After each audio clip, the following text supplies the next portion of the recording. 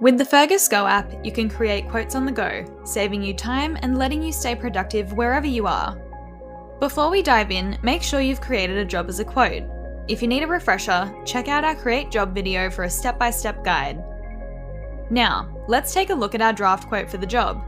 The first step is to tap the section header called Line Items. This is where we start adding line items to our quote. Give your section a name, typically the job title or something similar like PowerPoint install.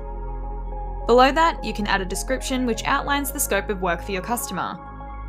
We typically see the description used for scope of work, but you can use it for whatever you need.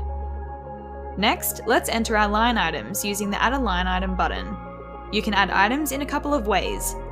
The first option is to add a custom item by simply typing in a line item such as wall bracket and hit the Add button. This lets you input a cost price and a sell price for that item, as well as adjust the quantity.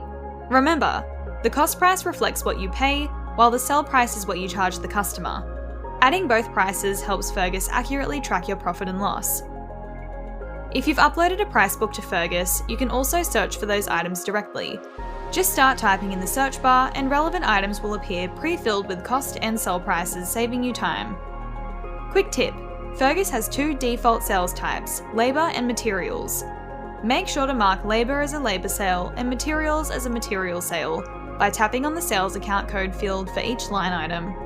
This ensures accurate reporting and proper syncing with your accounting package.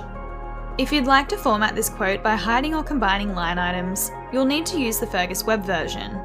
You can start the quote on the go, add the necessary details, and then complete the final formatting in the desktop version when you're ready. Tap the preview button at the bottom of the quote to see how your quote will appear. Now, it's time to send your quote. Tap the next button in the top right and tap Publish and Email to Customer. The quote message is based on the template set in your web settings. Tap the Send button and that's it. Now, you just need to wait for your customer to accept or reject it. Thanks for watching and happy quoting!